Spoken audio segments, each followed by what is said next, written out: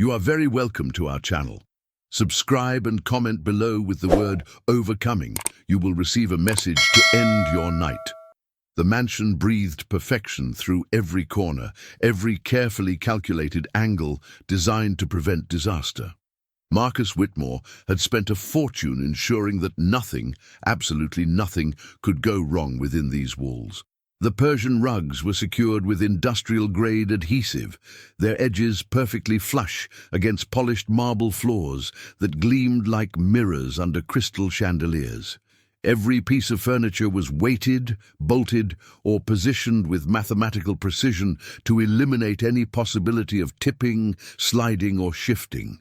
24 surveillance cameras watched over this sterile paradise, their red lights blinking like electronic heartbeats, recording every moment of a life lived in suspended animation. Marcus monitored these feeds obsessively, measuring the success of each day, not by laughter or discovery, but by the blessed silence of his security system. No alarms, no incidents, no accidents. In the center of this fortress of safety sat 4-year-old Emma, a small figure in an ocean of beige and cream, her legs folded beneath her on a custom-built cushion that never moved, never slipped, never betrayed. The medical report spoke in clinical terms: mild hypertonia, delayed motor development, muscle weakness following a fall 18 months ago. But the real story lived in the space between those words, in the shadow cast by a single moment of terror that had reshaped everything. The fall had been nothing dramatic. A stumble off a low garden wall, a scraped knee, tears that stopped within minutes. But Marcus had seen his daughter's world collapse in that split second of lost balance, and he'd been trying to rebuild it ever since by removing every possibility of repetition. What he'd created instead was a beautiful prison where movement itself had become the enemy. Emma had learned to negotiate with gravity in the most heartbreaking way possible, by surrendering before the battle even began. She would eye the distance between her cushion and the toy box, less than 3 feet, and instead call for help. She would watch other children run and play through the floor-to-ceiling windows, her small hands pressed against the glass like a visitor in her own life. Physical therapists had come and gone, defeated by Emma's panic at the mere suggestion of standing. Occupational therapists had tried adaptive equipment, sensory integration, play-based approaches, all met with the same frozen terror the moment Emma's feet were expected to bear weight. Marcus had invested in the best professionals money could buy, only to watch them pack their bags and offer gentle suggestions about acceptance and alternative mobility options. At night, Marcus would review the camera footage, searching for clues in pixels and timestamps, as if technology could decode what his heart couldn't understand. The recordings showed the same scene day after day, a small girl in a perfectly safe room, choosing the floor over the unknown territory of standing. He told himself he was protecting her, but the truth haunted the edges of his consciousness. Was he protecting Emma, or was he protecting himself from watching her fall again? The question that nobody dared ask aloud pulsed through the silent house each evening. What hurt more, the risk of falling or the guarantee of never trying? Tomorrow, everything would change. A new nanny was coming.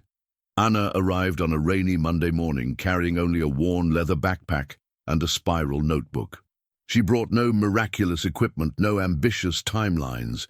While Marcus explained the house rules, the schedules, the precautions, the restricted areas, she simply listened, occasionally making notes he couldn't read. The other professionals always promised results in weeks, Marcus said, showing her the folder of previous reports. Do you have any timeline? Anna closed her notebook. I don't work with promises. I work with presence. The first hour was pure observation. Ina sat on the floor beside Emma, at the same level, breathing at the same rhythm. She didn't ask about walking or standing. Instead, she asked about favorite colors, about what Emma saw through the window, about how she felt when the day was cloudy versus sunny. Let's play a game, Anna said, pulling a hand-drawn scale from her notebook. It's a meter for how you feel inside when we think about standing up. 0 is super calm, like when you're lying down. 10 is very scared, like there's a monster. Where are you right now? Emma studied the scale, pointing to 8. Here. Perfect. So today we stay at 0 and 1. No standing. We'll just breathe together and tickle our toes. Marcus watched from the cameras, confused. This was therapy. Emma was laughing. When was the last time he'd heard that sound during a session?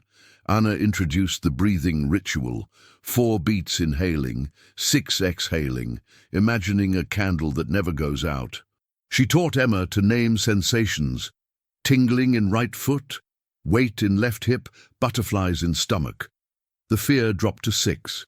Tomorrow we'll play statue for 5 seconds, Anna said, putting away her notebook, but only if the fear is at 5 or less.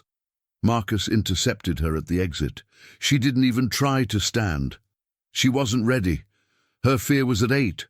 Push trauma on a child at 8 and she hits 10. Anna adjusted her backpack strap. Mr. Whitmore, I don't bring miracles. I bring work, patient, consistent, respectful work. That night, for the first time in months, Emma asked to practice breathing before bed. Marcus found himself mimicking the candle technique, 4 in, 6 out, and felt something he'd forgotten existed, hope without hurry. We need tape, Anna announced on the second morning. Blue, yellow, and green. Marcus returned from the store with 3 rolls, wondering how colored adhesive related to therapy. Ina explained while measuring distances in the hallway. Blue to stop and feel your feet, yellow to play with weight transfer, green to just touch the tip of the other foot. Just touch. The distances were ridiculously small, 25 centimeters between each color. Wouldn't it be better to space them further? Marcus asked. The distance has to invite, not frighten, Anna replied, sticking down the first blue. If she feels capable, she tries. If she feels incapable, she gives up before starting. Emma approached curiously. The fear was at 6, a good day. What do we do on blue? You stand up, spread your toes wide, feel the floor underneath, and breathe our candle breath, as many times as you want. The first blue lasted 15 seconds. Emma stood, swaying slightly, but feet firm on the ground. 5.5, she said, measuring her own fear. Perfect. Now sit, rest, and when you want to, try yellow. On yellow, the instruction was simple. Keep 1 foot in place, shift weight to it, then share weight between both feet again. Millimeters of movement. But Emma smiled when she managed it. 5! Green came only at the end of the session. A quick touch with the big toe of her right foot, then back to yellow, like greeting a shy friend. I did it! Emma shouted, and for the first time in 18 months, Marcus saw his daughter celebrate movement instead of fearing it. Ina took a photo of the tape on her phone. To remember the path we made today. That night, Emma asked for a blue beside her bed. To remember to breathe when I wake up scared. Marcus stuck the tape down, turned off half the monitoring screens, and for the first time since the fall, trusted that progress could wait until it was ready to happen naturally. On the 3rd day, Emma was confident. Fear at 4.5, stepping on blue like a veteran. On yellow, she transferred weight with precision. But on the 3rd cycle, it happened. Her knee trembled, gave slightly, and her body automatically sought the ground. Anna reacted in less than a second, not catching Emma mid-air, but supporting her shoulder and hip, guiding her to sit with control. Pause, she said softly, just a pause. Emma's fear spiked to 8. Marcus, watching, felt his own heart race. Here it was, proof that trying was dangerous. He was already reaching for his phone to cancel everything when he heard Anna speak. Emma, you didn't fall. Your knee asked for rest and you listened. That's body wisdom. But I almost fell. Almost isn't falling. And look, Anna pointed to their position. Your feet knew where the floor was. Your body brought you to a safe place. It protected you. Marcus paused with his phone in hand. He watched Anna reorganize the circuit. 2 blues, 1 yellow, no green. Slower music, shorter commands. Let's step down today. Tomorrow we'll step back up if you want to. Emma's fear dropped to 6.5. They did 2 gentle cycles and ended with a success. 20 seconds standing on blue, calm breathing, a small smile. That night, Marcus almost sent the termination email. Instead, he found himself watching the afternoon's footage again. He saw Anna's precise movement, not rescuing forcefully, not ignoring the scare, but returning balance. He saw Emma's face change from panic to understanding. He saw something he'd missed in all the previous failed attempts, the difference between falling and choosing when to stop.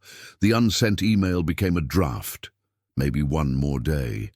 With guilt still high, Marcus opened his inbox to fire the nanny. Before clicking, he decided to be fair and watch the overnight footage.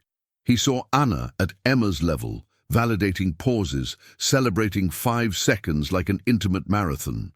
He saw half steps interrupted by 7:10 fear and restarts. When it dropped to 6:10, he realized the nothing in the reports was consistent process. The email became a draft. He shifted from judgment to curiosity, asking better questions. How was the fear today? And writing in the notebook alongside them. Finally, he proposed, "I'll stay, but quietly." Anna agreed. Presence counts. Marcus felt control shift from screens to attention. It was his first micro-victory. The training focused on almost, touching green and returning, counting quietly, respecting limits before panic. Anna taught measuring progress by quality, not spectacle. Fear at 6:10 with 20 seconds standing was worth more than 1 step with fear at 9:10. Emma began anticipating her body's signals. Now it trembles. Now it's okay. In the diary, 4 lateral transfers, 3 green touches, pause before rising to 7:10. Marcus, in the background, learned not to interrupt good silence. At the end, Emma asked to place a new green a little bit closer. They adjusted it 3 centimeters. The lesson of the day, moving goals closer, is courage, not concession. The training focused on almost, touching green and returning, counting quietly, respecting limits before panic. Anna taught measuring progress by quality, not spectacle.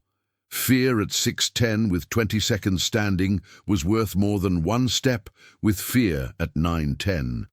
Emma began anticipating her body's signals. Now it trembles. Now it's okay.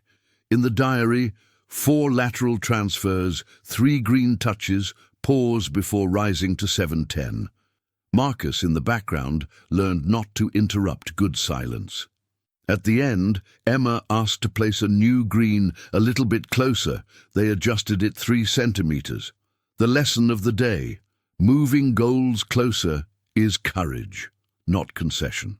During this session, something shifted in the house's atmosphere. The cameras still recorded, but Marcus found himself watching Emma's face more than her feet.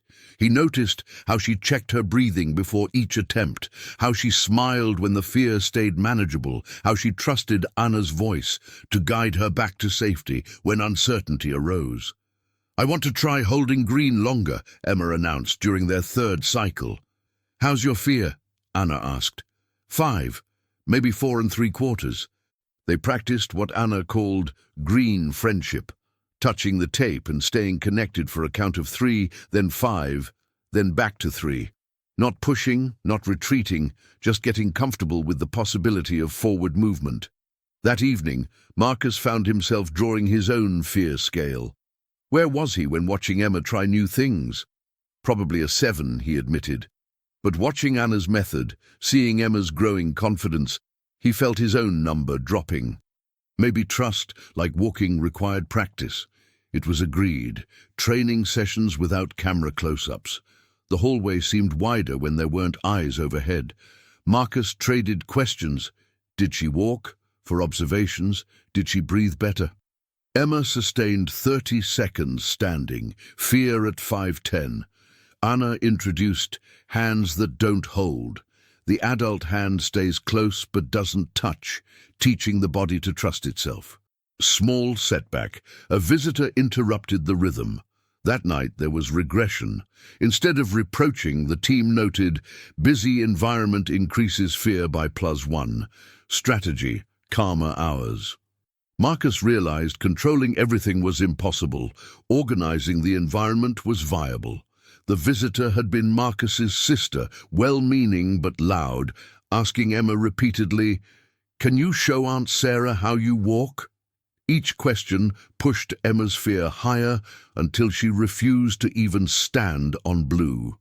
After Sarah left, Emma retreated to her cushion and wouldn't look at the colored tape. "She's gotten worse," Marcus said to Anna that evening. "Maybe we're pushing too hard." Anna shook her head. "She got overwhelmed, not worse. Tomorrow we start with blue only, rebuild safety, then progress when she's ready. Setbacks aren't failures, they're information."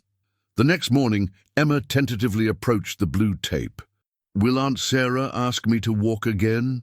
"Not during our time," Anna assured her. "This space is just for you, me, and your dad, if he wants to watch quietly. No performances, no showing off, just playing with balance." By the end of the session, Emma was back to touching green. The fear scale read 510, not as low as before the interruption, but steady. Progress wasn't linear, Anna explained to Marcus. It was more like a spiral staircase. Sometimes you couldn't see how high you'd climbed until you looked back. The tapes became a game with clear rules. Blue, stop; yellow, transfer; green, touch and return. Points for good breathing and conscious pauses. A discrete metronome marked 62 BPM. Emma touched green and, for the first time, held contact for 2 seconds. Anna asked, "How much fear?" 4.5. In the notebook, green sustained 2s, 5 touches. Fear, 4, 510. Marcus suggested a super green at the end of the corridor. Anna refused for now. Distance creates anxiety. They negotiated goals. 2 weeks to increase 5 centimeters if fear stays 510. The game earned star stickers. The house gained reasons to smile without fanfare. Emma began creating her own variations. She'd touch green, return to yellow, then touch green again, what she called saying hello twice. She invented names for different movements: rocking boat for weight transfer, butterfly landing for the gentle green touches. Marcus watched his daughter transform from someone who feared her own body to someone who played with it.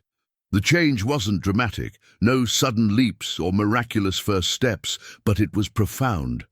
Emma was becoming friends with movement again. "Can we make the colors a path to somewhere special?" Emma asked one afternoon. Anna smiled.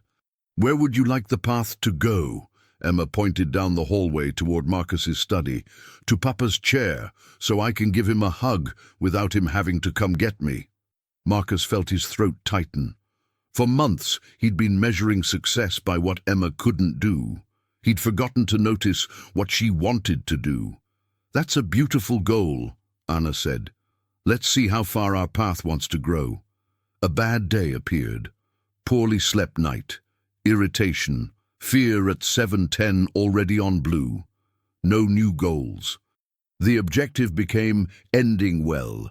2 short cycles, laughter finishing with a feeling of safety. Even so, at the end, a trembling green touch emerged. Marcus asked if everything returned. Anna explained, bad days are part of living systems. They recorded triggers, sleep, noise, visits, and planned buffers, silence, music, predictability. Emma drew the tapes on paper, big blue, small green, and laughed at the crooked lines. The value of almost was remembered again. The drawing became precious to Emma. She carried it with her throughout the house, showing it to her stuffed animals, explaining the game to them.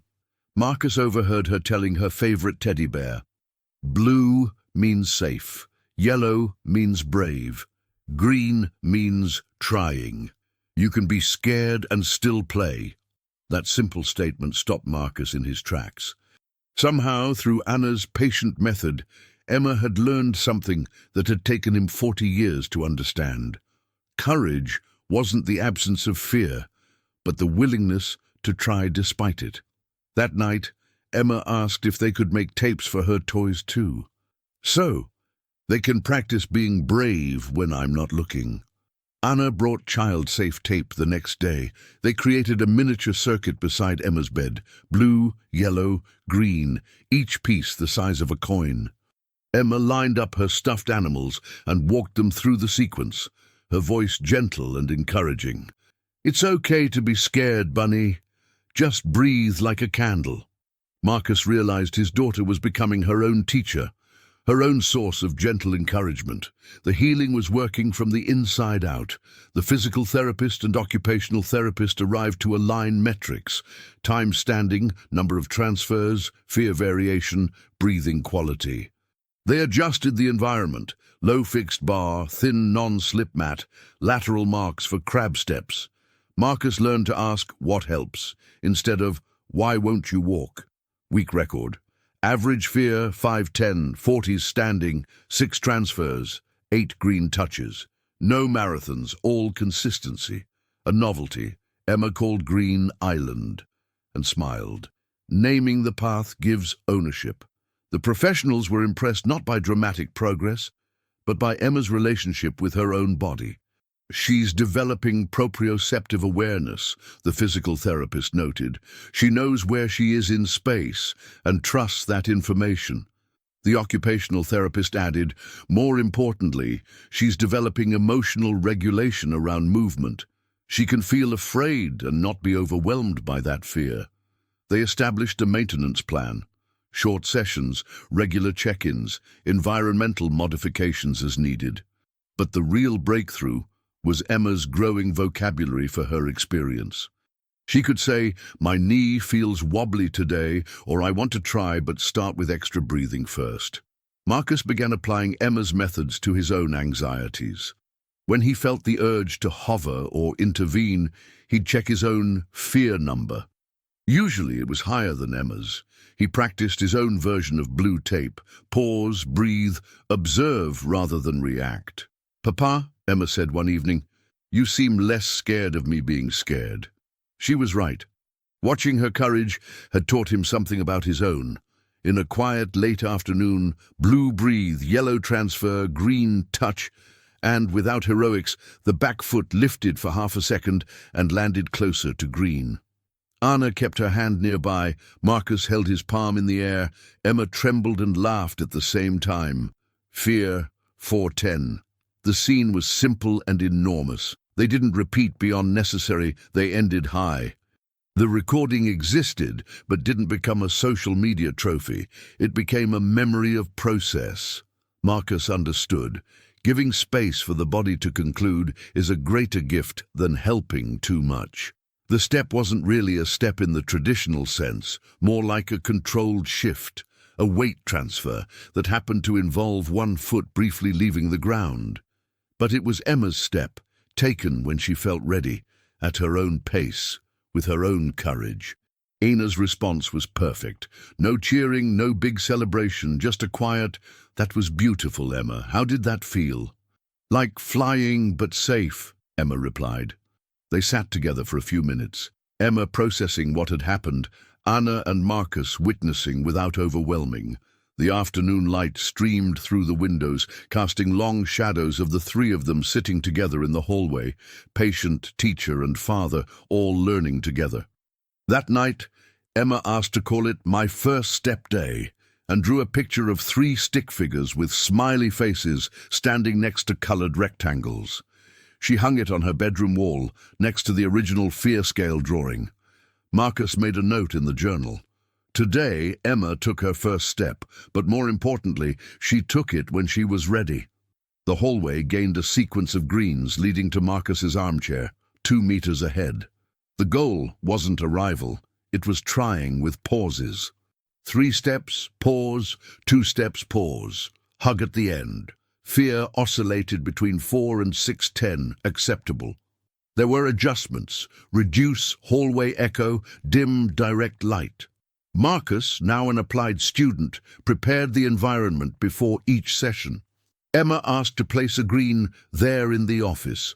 They left one for the future. The world measured 2 meters, but it felt like a journey. The path became a ritual. Emma would announce her intention. "I'm going to try the long path today." Sometimes she made it halfway, before needing to stop and return. Sometimes she made it all the way to Marcus's chair. Sometimes she decided after the first blue tape that it was a short path day. Anna taught them all that every attempt was valuable. "Your body is giving you information every day," she told Emma. "Some days it says adventure. Some days it says rest. Both are important messages." Marcus learned to prepare not just the physical environment, but the emotional one. He'd put away work, silence his phone, and make himself available for whatever Emma's journey brought that day. Whether it ended in a hug at his chair or a pause at the first yellow tape, his response was the same: presence and pride. "Papa," Emma said one day after making it to his chair, "the hug feels different when I walk to get it." "How so?" Marcus asked. "Like I earned it with my feet." 30-day plan. Short training, playful, scheduled rest, regular consultations. Map of setbacks and quick responses. Return to blue, breathe, closing ritual. The house learned sustaining beats speed. Marcus created a courage panel with drawings and simple numbers. Emma stuck stars whenever she paused before panic.